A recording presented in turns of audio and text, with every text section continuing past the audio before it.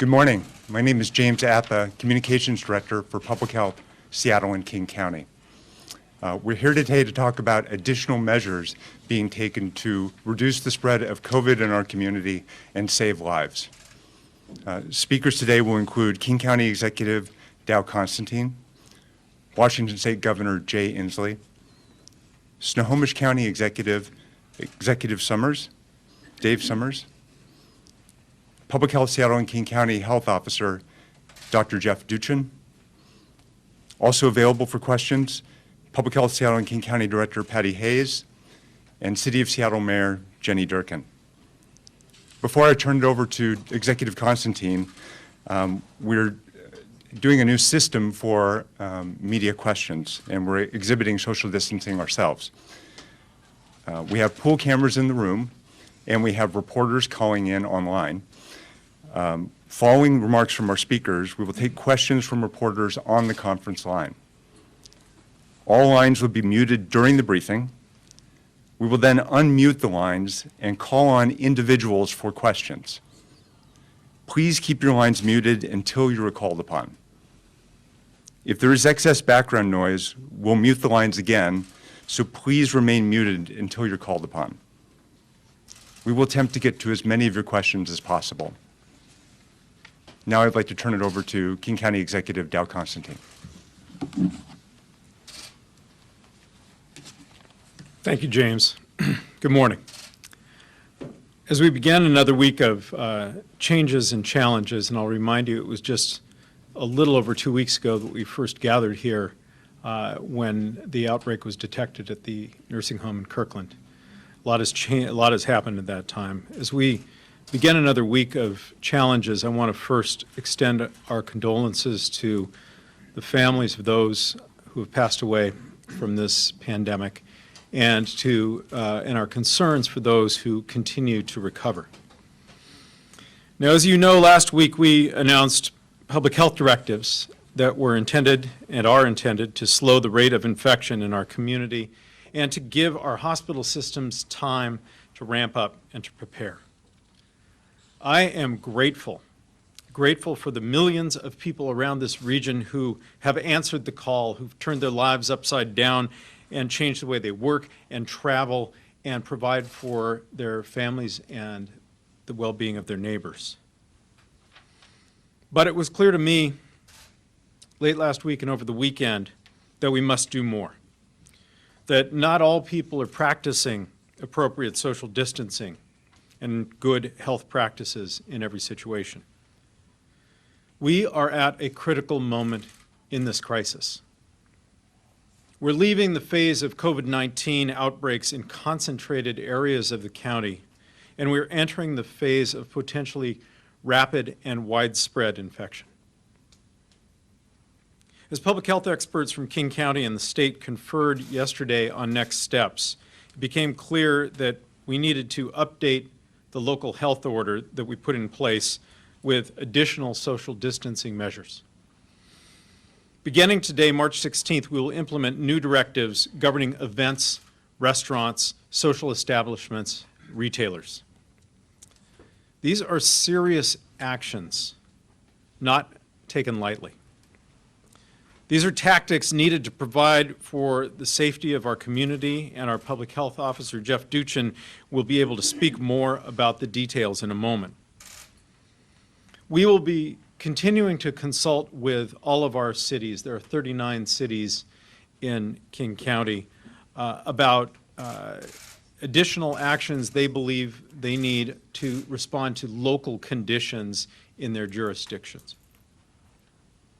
I want to take a minute to thank Dr. Duchin, Public Health Director Patty Hayes, and their team. They are working around the clock for our community. It is time right now for people to assume that they and everyone they meet has been exposed and is potentially infected, to avoid any unnecessary interactions that might lead to further infection, and to wait and monitor and see if they in fact have been infected so that they can isolate and recover without presenting a danger to others. Go to work if you must, but hunker down if you're able. Postpone anything you can. Treat the next 2 weeks as a period of self-quarantine to protect yourself and the lives and health of your loved ones and of our community. I am well aware of the hardships we've asked our residents to endure. And while I'm heartened by the support and understanding of so many people across the region, I also appreciate the anxiety felt by many in, for example, the restaurant and entertainment industries. Back in World War II, there was a national push for people to buy war bonds. In that same spirit, I'm urging everyone to patronize their local restaurants and coffee shops at a safe distance. If this pandemic is symbolized by the medical mask, then perhaps our resilience is going to be represented by the takeout box. I also ask you to join me in supporting the arts. If you plan on donating to an arts organization anytime this year, please do it now and take the time to donate to one of the many charities that's helping the people who are employed in the arts to get through this period. People who've been put out of work either because they're artists or because they work backstage in the arts, to be able to pay their rent, to be able to put a meal on the table. And if your event is canceled, whether it's a charitable event or an arts event, please don't ask for a refund if you can afford it. These organizations need those funds to get through this time right now. Consider your ticket a contribution to a worthy cause. We can all play a small part in helping our economy and our neighbors, helping them hang on until the day we can lift these orders and eventually get back to life as normal. Today we are focused on the response, but in the coming weeks we must also focus on the recovery. It is my honor to introduce to you the Governor of the State of Washington, Jay Inslee.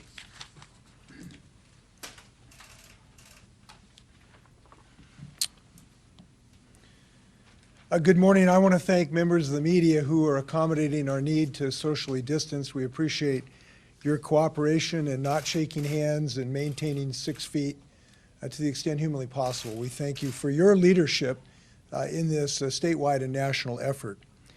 Given the explosion of the COVID-19 virus in our state and globally, I will sign a statewide executive proclamation later today temporarily shutting down restaurants, bars, entertainment, and recreational facilities.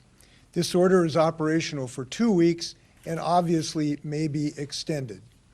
The reason is quite clear. We represent about 2% of the population of the United States, but we represent over 20% of the infections. Today it's 796 infections. Never since World War II have we faced a situation like this where we both can be part of this battle, but must be part of this battle. This is bigger than all of us, and I am fully confident that Washingtonians will rise to this challenge to get back to a normal state of our life as soon as humanly possible. But all of us have to recognize for the next several weeks, normal is not in our game plan. And I will be announcing both mandatory rules in this regard and a request for Washingtonians to understand that central premise. As Dow said, these decisions are not taken lightly. I know there are enormous economic implications and social disruptions. And in the days to come, we will attempt to do everything we can to minimize and help mitigate some of these challenges. But today, we know we are doing this for a simple reason: to save lives of our loved ones in Washington. And I want to reiterate here, hours count. It's not that weeks count, hours count. And so we need very strong measures to reduce the extent and pace of this infestation. This is our only weapon available to us right now. I want to reiterate that. We are not powerless against this virus, but we have one effective means of defeating it, and that is distancing ourselves from virtually everyone else in the state of Washington. Restaurants will still be allowed to provide takeout service and delivery services, but no in-person on-site dining or drinking of alcohol or coffee or anything else will be allowed under this order. Sit-down food services at colleges will be prohibited, but they will have the ability to have what you might think of as grab-and-go or in-your-room dining. The ban will not apply, obviously, to grocery stores and pharmacies. Other retail outlets that can play an enormous role in this must designate an employer or officer to implement a social distancing plan for the operations of their business.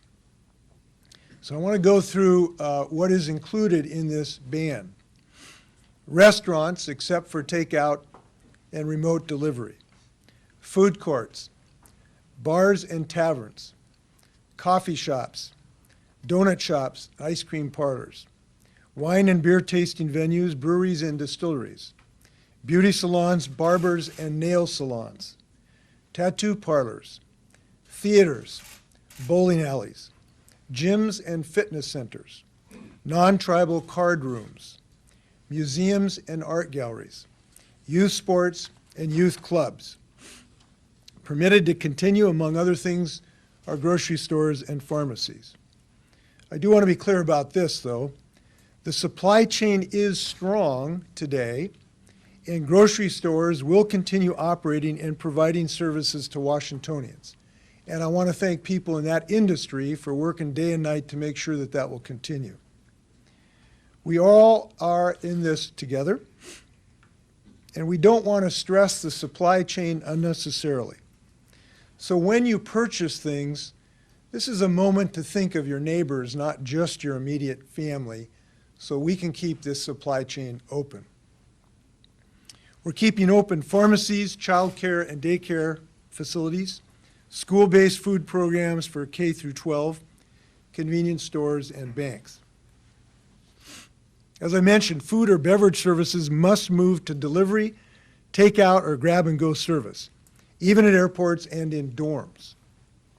Additionally, all gatherings for social, spiritual, or recreational purposes with over 50 participants are prohibited, and all similar gatherings under 40 participants are prohibited unless previously announced criteria for public health and social distancing are met.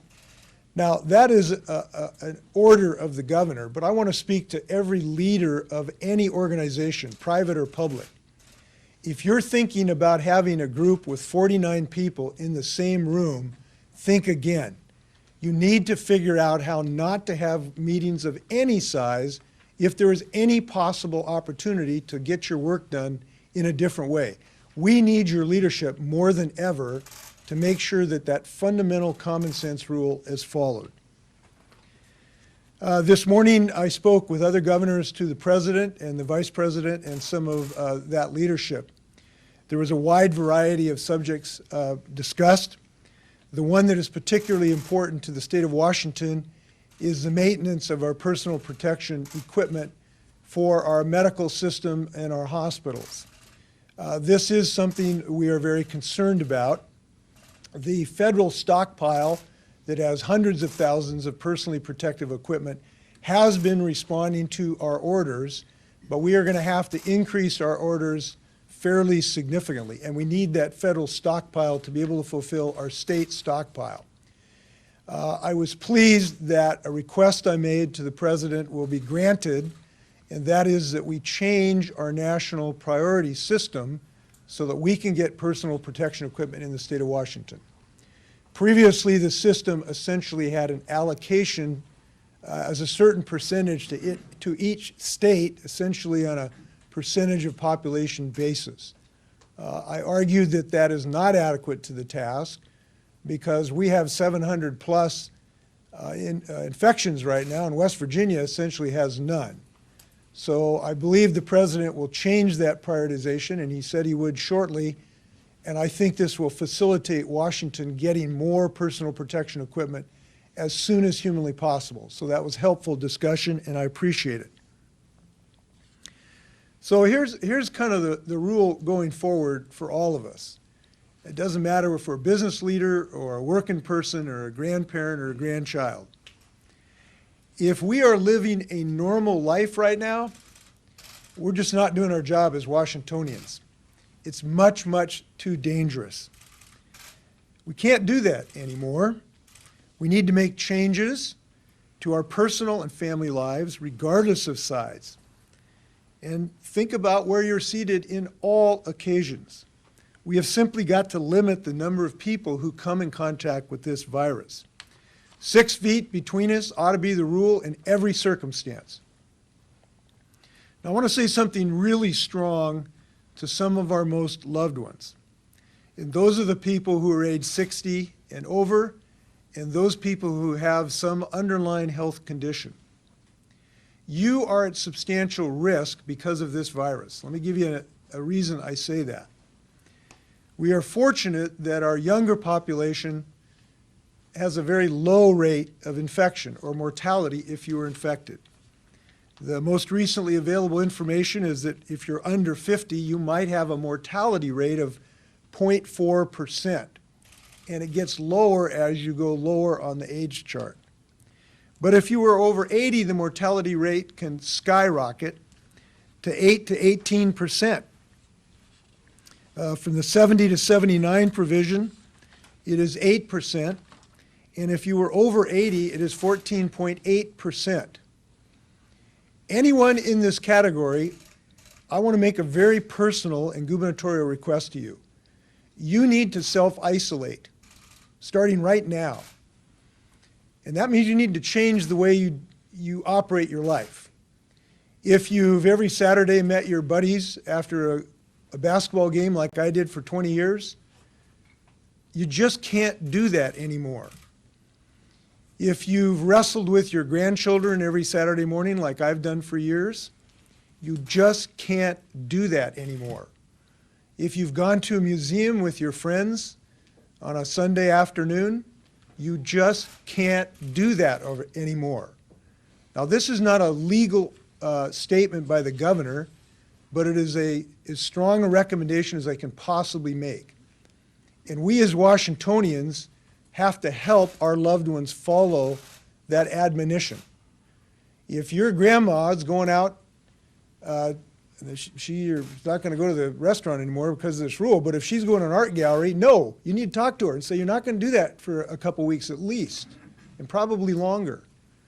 And if you see him playing with your grandkids and wrestling on the floor, you can't do that. And we need to save these people. Because if we can keep this group of people out of circulation for the next several weeks, we're going to save dozens, if not hundreds, of our loved ones.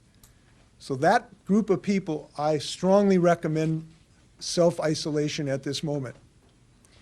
Now, those of us who are under 60 and are healthy, do not have underlying conditions, I also agree that you ought to look at your life and figure, what do I really have to do when I leave my house? I mean, what is really required for my family's health or general living? And if the answer is you really don't have to do it, stay home. You just got to stay home unless it's absolutely necessary to go out. And this is tough. Look, we're social animals. We want to be with our loved ones. We've spent, in my case, 69 years offering my hand to anybody I meet. But we can't do that anymore. Okay. I want to address our medical situation. We are very aggressive attempting to build our surge capacity in our hospital system. This is very difficult because unless we are successful doing what I'm suggesting, which is everybody stays 6 feet away from everybody else under all conditions, we're going to have a real strain on our hospitals. We have a plan to do all we can in this regard, but everybody's got to pitch in, including, frankly, you are going to, if you have really non-necessary surgery that could be delayed without a risk to your health, you probably are not going to be having those procedures for some period of time. And we're having discussions with our hospital and medical community about that just actually this afternoon. I want to thank Dow Constantine, Jenny Durkin, Dave Summers and all the leaders with me. And I want to say that I'm really proud of what Washingtonians are doing right now. They are responding, and that's been very pleasing to me. I just want to finish by something that really inspired me the other day that I hope we keep in mind. Our Superintendent of Public Instruction, Chris Rakedahl, when we announced our school closure, told a little story about how he was watching a 14-year-old girl playing volleyball. I presume it was his daughter, and she really loves playing volleyball. And he said it was kind of troublesome to him that he realized that was the last volleyball she was going to get to play for some period of time, and she really loves the game. But as soon as he had that thought, he also realized she was going to get to play again. There was going to be a day where everybody gets to play volleyball and basketball.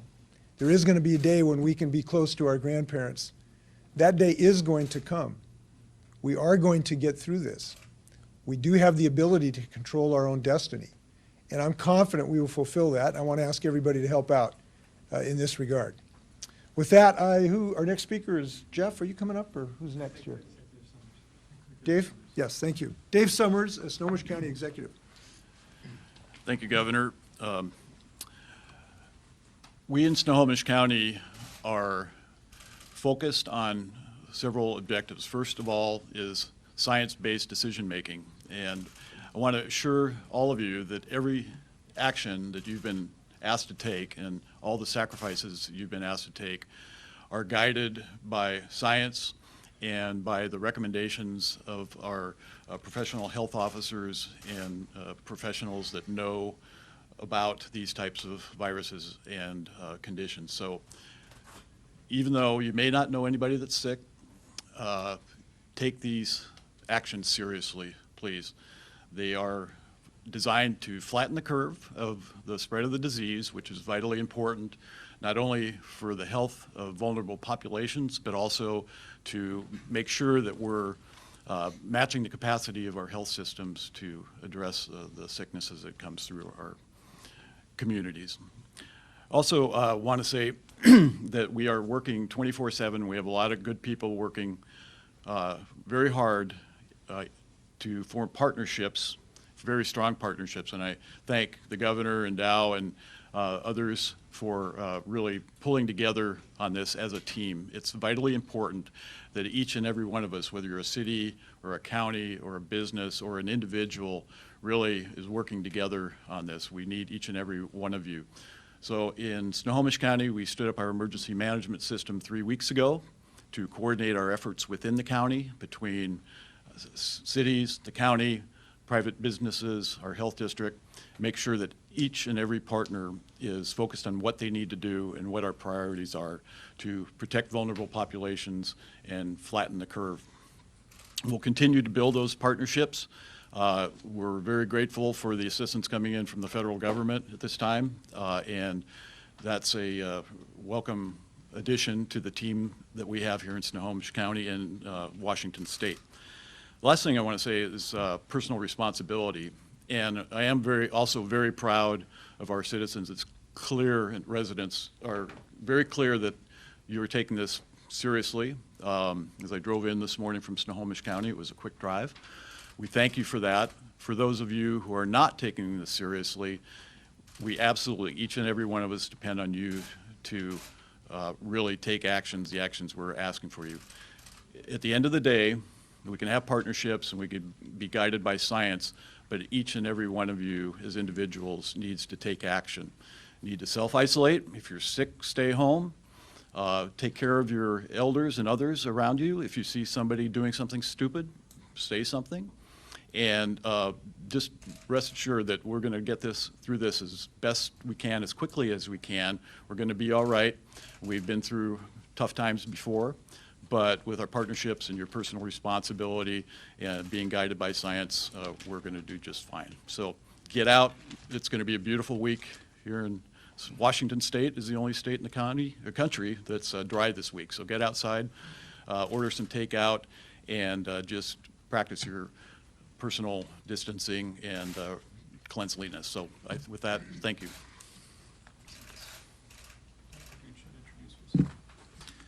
Good morning. I'm Jeff Duchin, Health Officer for Public Health Seattle and King County, and I'd like to start by thanking Governor Inslee, Executive Constantine, Mayor Durkin, Executive Summers for their leadership and for being coordinated in our response to this unprecedented challenge.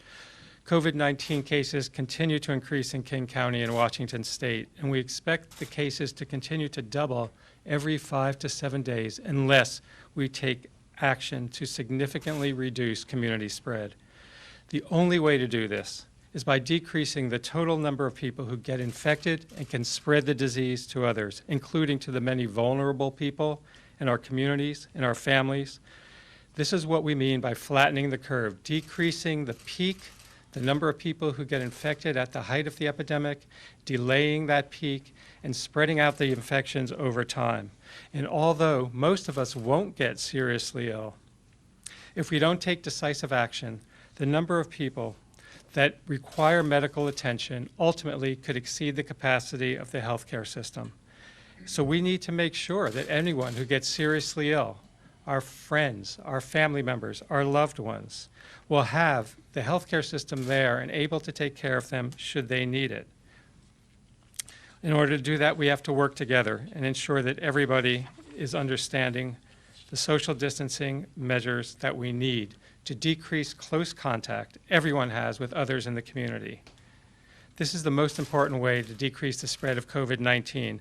And although we call it social distancing, it's really physical distancing. We need to stay apart from one another to the greatest extent possible. And it's very important to understand this is not just for older adults and people who have underlying health conditions. We need everyone, younger people, healthy people, people who don't care about their own health, to understand that what they do impacts the health of the whole community. And they, although they will likely do well if they're young and healthy, can increase the number of cases in the community inadvertently, which will result in more serious infections and a higher strain on our hospital system if they don't practice this distancing. So we all need to work together to ensure that everyone does whatever they can do to avoid all non-essential gatherings and close contact. And I want to thank the people who are actually taking the effort and making significant, difficult changes in their lives to help slow the spread of disease. And I also, again, want to extend my sincere, heartfelt condolences to all those who have had this disease and who have had family members impacted by this disease. We understand that this outbreak and the response steps that we need to take are tremendously disruptive to our lives. But it is critical to understand by taking these individual actions to keep yourself healthy and to avoid contacts with others, we are protecting not only our own health, but the health of the community, the health of those who are vulnerable, and protecting the healthcare system. The actions that we're taking today are going to impact what will happen in our community weeks and months from now. 5 days ago, we announced initial measures to help limit the spread of COVID-19, and today we're announcing additional steps that we believe are required to further limit close contact in our communities. And you heard from Executive Constantine and Governor Inslee what some of those steps are. The unprecedented health threat that COVID-19 presents requires unprecedented individual and community action and cooperation. The reasons we're doing this now include a continued increase in new cases. We know there's about a 2-week time lag between the time someone becomes sick and when they need hospital care, and waiting for the hospital care system to become overloaded is not an option. Our public health surveillance data show that there have been higher levels of emergency department visits and pneumonia than we expect at this time of year. Our flu season is winding down, yet we're still seeing levels of emergency department visits and pneumonia hospitalizations that are comparable to the peak of flu season. Statewide data from Washington State Department of Health also shows increasing visits and hospitalizations around the state for people with symptoms that might be suggestive of COVID-19. And as you've heard, there's a growing consensus at the national, state, and local levels regarding the need to take all available actions to delay and lessen the spread of COVID-19. We need to impress on everyone the urgency of this situation and the importance of taking both governmental and individual actions. Therefore, as local health officer, I'm ordering that beginning today, March 16th, all events with 50 people or more are hereby prohibited until further notice, consistent with that action the governor has announced. In addition, events with fewer than 50 people are discouraged. and they're prohibited unless their organizers can observe the COVID-19 prevention measures that we have described. All bars, dance clubs, fitness and health clubs, movie theaters, nightclubs, and other social and recreational establishments shall be closed until March 31st or later if determined necessary. In addition, until March 31st, 2020, or later if determined necessary, all restaurants and food establishments shall cease providing dining room services but may remain open for drive-through, takeout, and delivery services and must adhere to the COVID-19 public health guidance for retail businesses and service operators. All other retail, including banks, grocery stores, hardware stores, and pharmacies, should and may remain open, provided they observe the COVID-19 prevention measures and adhere to the Seattle and King County guidance for retail and service operators. At this time, I'm going to conclude my remarks and will be available for questions.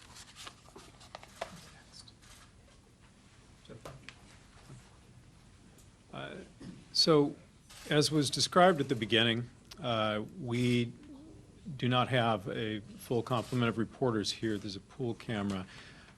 We are receiving questions remotely, and Chase, I wanted to have you sort of MC this part of it and make sure that we get the questions through from the reporters in an orderly way. Sure, so please, everyone, remain muted unless you are called upon.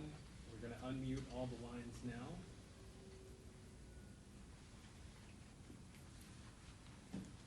And first question to Rachel LaCourte, AP.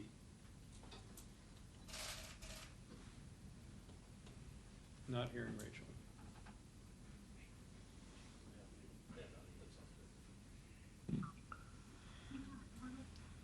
Are you taking questions? First question to Rachel LaCourte. Thanks, Chase. Governor, what are some things that might be done by the state to help employees and businesses who will be seriously impacted by these closures? And separately, do you believe the federal government should step in and give displaced workers direct monthly checks, like a universal basic income, to help them through the shutdowns, as some have suggested? Yeah, the question is, what can we do to help displaced workers and businesses that will be affected by this order? First off, we are going to be intensely interested to look at any potential way that we can help displaced workers and businesses.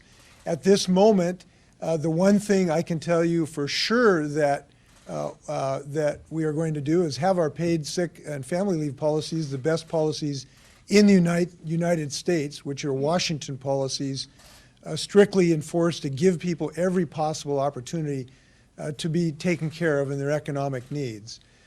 Second, I believe one of the most important things that can happen is for the federal government to allow pandemics to be considered epidemics, or disasters, excuse me. If the Congress changes, or if the president changes these rules, we can open up the unemployment compensation window not only to the vast numbers of people who currently will be able to get unemployment insurance, but it would dramatically increase the numbers who could be protected to those who work part-time and have small numbers of hours. So we will be talking to our congressional delegation and the administration in the hopes that they can do that. Any possible way to expand unemployment compensation ought to be something that we look at. Third, we have $200 million that's been appropriated by the state legislature, and we will look for avenues to use that, both potentially for affected employees and businesses. We cannot specify what that possibly could be, because as you can imagine, we have hundreds of millions of dollars of requests for those dollars today in taking care of those who need isolation, in purchasing new medical supplies for our hospitals and physicians, acquiring PP&E, building systems so that the unsheltered don't have epidemics that go through our homeless shelters. The list goes on and on and on. So what we're going to do, Rachel, is do all we can to look for creative avenues to help folks. And in the days to come, we hope we can be more creative in that regard. In regard to the proposal that we go to some basic guaranteed income on a federal level, I certainly would not be opposed to that. We would be in favor of anything that can give additional protections for those who are going to suffer because of this virus. But I do think we have existing mechanisms to get money into the hands of people right now through the unemployment system if we in fact make sure it's available to everyone. So again, I want to reiterate how tough this decision is. I used to work in the food service industry. I was a server at Clinker Dagger Bickerstaff and Pets Public House when I was a college student, and I knew how much that cash meant to me on a weekly basis. So we're going to look for every creative solution that we can find. Next question. All right, next question, Sydney Brownstone from Seattle Times. And again, please keep your lines on mute until you're called on, and we will get through this.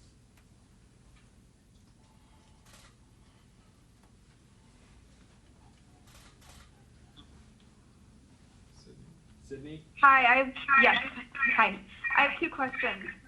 The first is that the Seattle area has the third highest unsheltered homeless population in the country, and many lack access to basic hygiene services. What are you doing to address this, and is it wise for jurisdictions to continue encampment removals amid this outbreak? So there are several of us, Sydney, who can address that question. We are de-intensifying our shelters by creating more space so that we lower the risk of infection within the shelters. That is commensurately increasing the opportunities for hygiene. It is a challenge that Seattle is taking on, and Mayor Durkin, you may want to speak to that. It's a challenge we're taking on countywide. Patty Hayes, our Director of Public Health, has been working along with our Human Services Department and facilities on that challenge. And our goal is that we will provide even those who are unhoused with the opportunity to be safely separated from others, to avoid infection either inside the shelters or out in the community. And if anyone is identified as having been infected, that we're going to provide them the same opportunities for isolation that we're providing everyone else. I don't know if anyone else would want to speak to that. Mayor Durkin. So I want to thank Executive Constantine and his team. We've been working for the last 2 weeks very intently on trying to stand up a system for sheltering our homeless, and it's been with three things in mind. One, to get people inside as quickly as possible. Two, that the people are inside have enough space that they can social distance and disease does not spread. And three is to set up a system of shelters and isolation and quarantine units for those people. We do this for two reasons. One, because it is a humane thing to do and the right thing to do for the people who are living outdoors, but also because we need to make sure that we protect our public health system. And if there were to be a significant outbreak within the homeless community, we know that that could have a huge impact on our hospital system. I've talked to the governor and the vice president about this. They are working at every level to make sure, because as much as Seattle and King County work to do this, we will need additional resources, including those of the state and the federal government. So it is one of the highest priorities right now for all of the leaders in the state. All right, next question, Natalie Swaby, King 5.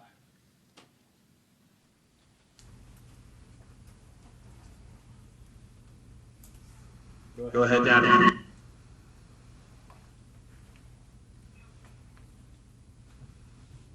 This is Jerry Cornfield from the Herald. Can we ask a question? Hello? Natalie, are you there? Oh, yeah, Natalie Swaby from King 5. What will happen if someone defies this order? What are the penalties?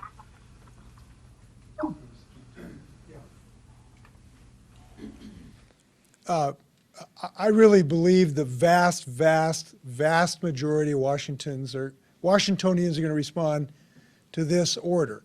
The reason is we understand science in Washington state, and the science is clear that this action is absolutely necessary to the continuation and the rebirth of our economy and our culture and our family life. Number two, we love people and our loved ones, and we understand that in order to protect our loved ones and the people around us, these actions are absolutely necessary. Now, if there is a willful, conscious disregard of this, the state does have abilities to take legal action, both to get injunctions against people, and it is a crime to disobey this order. But we need to rely on our love for each other much more than our fear of the law at this moment. And that's why I believe we're going to be successful in this regard. And I see these acts of kindness and graciousness and community spirit popping up all over the place, for young people, you know, watching out for their grandparents, to neighbors walking around the neighborhood asking folks if you got enough, you know, this and that. And I know people are trying to help each other out. I'll just tell you, one neighbor, I went up and see how she was doing because her husband has some health issues. I wanted to ask her how they were doing yesterday. And she said that she actually was out of toilet paper, and so she did have to make a small order. So she ordered about a dozen rolls of toilet paper from a takeout outfit, and they were delivered in these giant boxes about 6 feet tall because she didn't know she'd actually ordered commercial-sized toilet paper. So our neighborhood has a stockpile right now, and I'm glad we're taking care of each other. Okay, next question, Hannah Scott, Cairo Radio.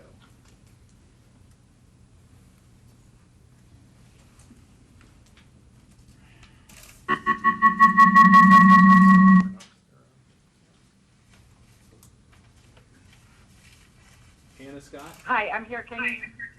Yes. Can you guys hear me? Okay. Governor, can you speak at all as to whether there's loan relief, suspension coming of mortgages, car payments, rent, anything on a statewide level that we're doing to deal with that? We are considering options in this regard. We do not have a specific notice today, but we are exploring every meaningful option to try to get us through this difficult period. So I would hope that we have some news on that in the upcoming days. We're going to be creative as possible so that we can get through this, because again, this is a temporary issue. Our economy is going to rebound, but we want to help people to the extent possible. So we'll have more to say in the upcoming days.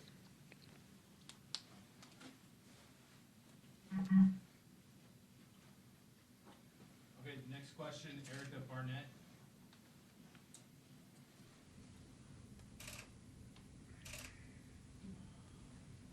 Erica?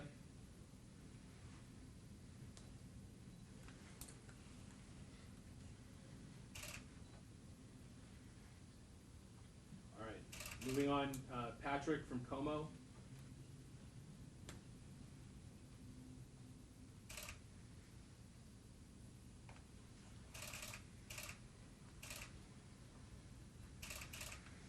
Patrick from Como, are you muted? Can you hear me? This Yes. question's for Jeff Duchin.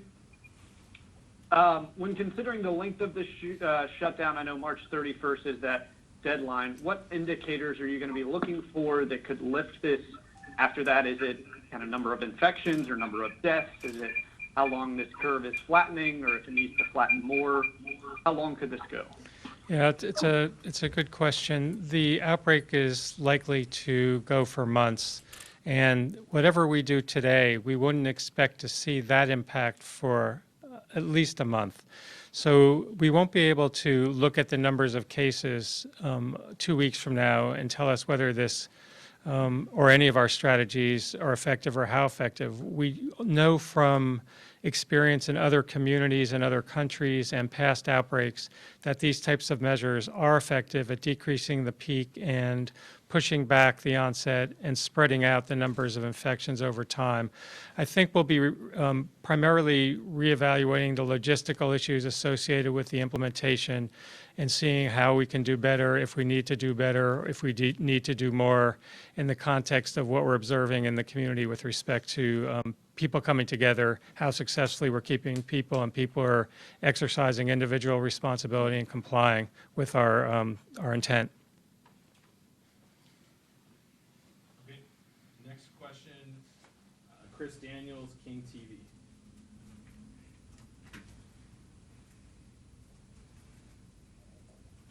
Chris, go ahead.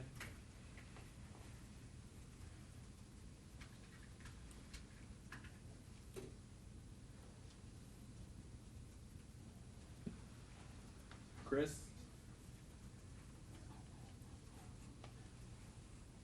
All right, moving on, Hannah Weinberg. Can you hear me now? Oh, go ahead. Ah. All right, there's a little bit of a lag there. My question is for Executive Constantine. Over the weekend, there's been a couple of new spots that the county has taken over in Issaquah and in Bellevue, and given the concerns that were expressed last Friday in Kent, I'm just wondering how these locations will be managed from a county perspective, and also whether you feel like you need any additional backup in, like, say, the National Guard to guard these particular locations. Thanks, Chris. First off, these facilities that we've identified, including the new locations in Bellevue, Issaquah, Boeing Field, and elsewhere, are still just the beginning of the capacity that we're going to need as we look toward a peak of infection some 6 to 8 weeks from now, a peak of demand for hospital space and a peak of demand for isolation and quarantine space. I'm very grateful to the mayor of Issaquah and the people of Issaquah who've responded in a very level-headed and community-minded way to this announcement.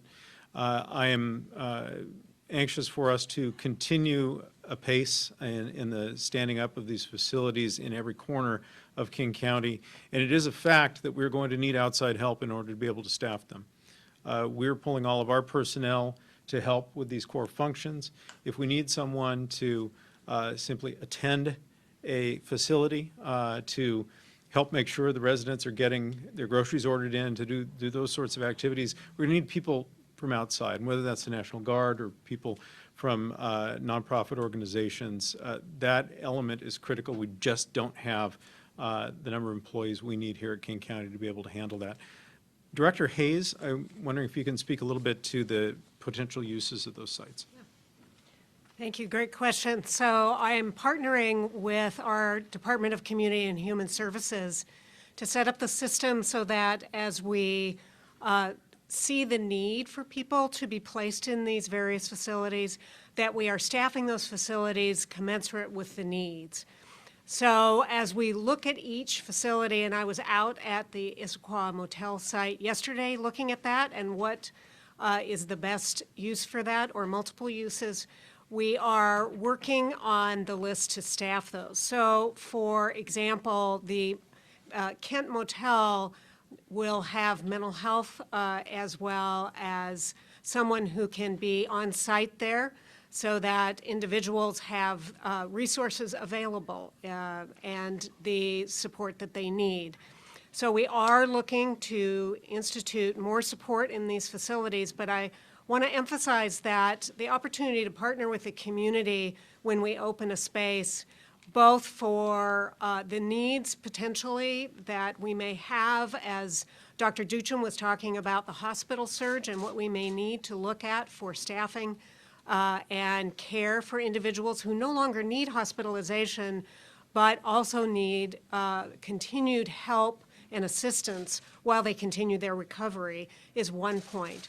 I know the one thing that local communities are interested in, as we follow what the governor and Executive Constantine outlined, we have families who, for example, have multiple generations living together, or families living in a situation where they're wondering, is there an alternative for either their elder or another family member who may need some help in self-quarantining themselves or isolating themselves. So we want to work with those communities, and if our facilities that we're trying to set up can accommodate that, we want to do that. Thirdly, with the acute need we know that people have experiencing homelessness, we're looking at what structure can we do to both help them when they're symptomatic and need nursing support as well as mental health support, as well as if they are diagnosed with COVID, where we can have them in a supportive and caring site so that they are having their course of the infection watched and taken care of. So we're doing all these at the same time, building this system. We're actually testing a system that is different than the clearly we have seen around the country. I was grateful for the partnership with the Healthcare Authority, who actually did the site visit with me yesterday to take a look at what are the additional things that the Healthcare Authority, as a major Medicaid, as the major Medicaid agency, can help and support with. So it's that working together that we will figure out how to build these different sites and staff them. Thank you. Let me add something to Governor. this, if I can. I really appreciate the leaders of Issaquah who have facilitated this. And I just want to make the point that we can all understand why people would be anxious if one person walked away, who turned out to be not positive, by the way, into our neighborhoods. Those aren't the people you need to be afraid of or concerned about. You need to be concerned about your best friend or your family when you got a 65-year-old person with respiratory problems and you're hanging around with them. Those are the people we got to worry about right now. And we're not going to be able to send the National Guard to protect you from your own decisions, which can put you and your family at risk.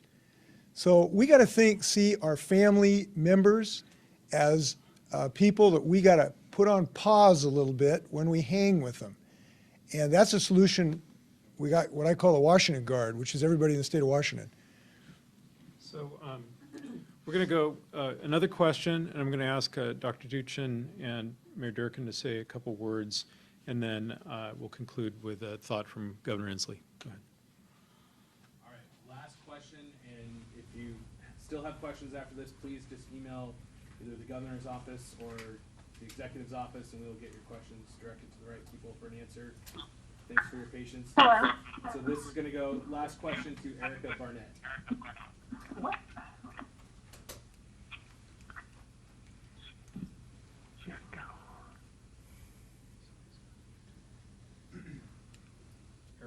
Erica. Hi, this is Erica Barnett. Question about the homeless population. Governor Inslee said that people over 60 or with underlying health conditions need to self-isolate. Why are large congregate shelters still staying open, given that a large portion of the homeless population fits that description? Hi, this is Patty Hayes again. As I said, one of the things in our partnership with the city and the work that they're doing to what we've called de-intensify the shelters is to look at expansion of the shelter capacity by having people be able to social distance, but with more capacity there. That's a really important first step that the city's been just an incredible partner in looking at where those facilities can be.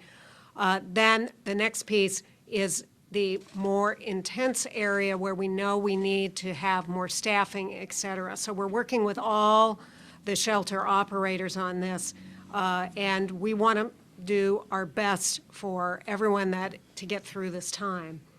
And I'll just add on to that I mentioned Boeing Field. We're using space at Boeing Field for the very purpose of de-intensifying a shelter that's specifically for older and more fragile adults. And that is going to offer us the option not of simply closing the shelter and sending them out onto the street, but providing a higher level of care where they're more separated from one another, both at the existing shelter and at the Boeing Field facility.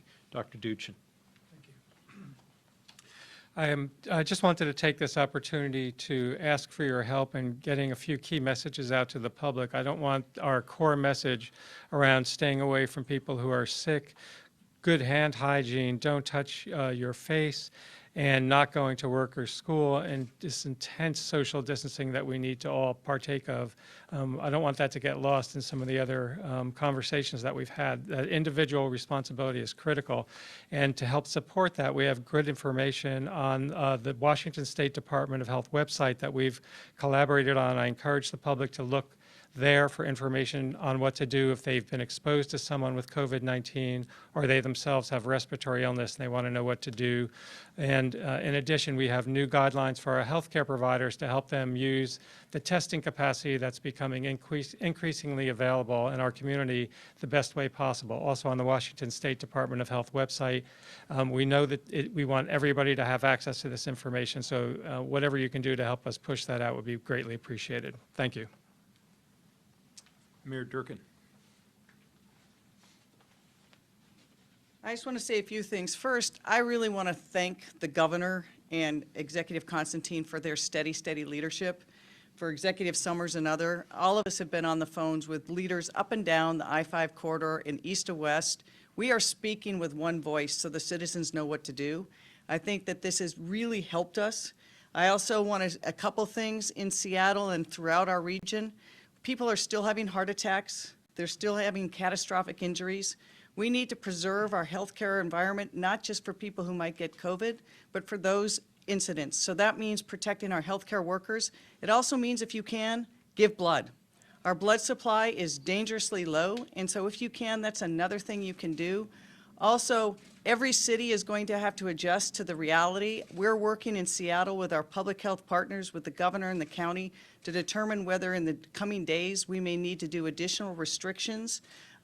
Please, everybody, the number one thing you can do, stay home if you can, keep your distance. And for those who get takeout, I would say in Seattle, I urge you. That doesn't mean, even though it's beautiful out, you just all go to the park and have your dinner there together. It really means you can't congregate there. You can't have your parties in the park. If this disease hits, about 30% at least or more of the Seattle area in Washington State may get it. That means we won't have as many first responders. It means we won't have as many people collecting garbage. We have to maintain the health of our city and our region in every way we can. And I echo what Governor Inslee says. I have seen thousands of acts of kindness and compassion, but we all need to do more. The first line of defense against this virus, there is no vaccine and there is no treatment. It is each of us making smart choices. So thank you very much, everyone in Seattle and the region, for doing your part. I too want to thank Governor Inslee. Governor, I want to particularly thank you for your personal and impassioned plea to older Washingtonians, to those who are in frail health, to protect themselves, and to the rest of us to help protect them. As you know, I have elderly parents. It was a challenge at first, as it is for everyone, to get them to change their behavior, but they're now learning to use FaceTime. So they're able to talk with their little 5-year-old granddaughter. You don't have to just stay cooped up in your home. Walks are okay. Going for a bike ride's okay. Going for a run is okay. It's even okay to go for a short drive, as long as you don't go so far away that you have to stop and use a public restroom. But it is critical that you check in on others, whether you're calling them on the phone or contacting them online. Isolation is going to be very difficult for people as we are taking these determined steps to try to avoid direct physical interactions. So can you check in on your neighbors, on your friends, on the elders in your community? Make sure they have what they need, but also just make sure that they know someone cares. It's going to be really critical over these 2 weeks. Please stay safe. Governor Inslee. We all have someone we think about. This morning, I'm thinking about my old basketball coach, Walt Milroy. He's 100 years of age, and he's still in good health and totally with it. And I love the guy. And we're here today saying we got to protect him. I'm here protecting my old basketball coach. I hope everybody's going to think about the people they're going to be protecting by reducing their social interactions, by protecting older people from not going out. Now, I'll just close on this comment. My great uncle was an executive on a submarine during World War II, and he got a Bronze Star because some of his courage he displayed when they sank an enemy freighter. A lot of people in the next several weeks are going to do some really good things for our state, and not a single one of them is going to get a medal. There's going to be no medals for people making good decisions here in Washington State. But I can tell you, if we make good decisions, we're going to feel proud of ourselves. We're going to be proud of our families and our communities and our businesses, and we are going to have the highest distinction anybody has, which we're stalwart Washingtonians. So let's be that, and let's do that. Good luck. Wash your hands.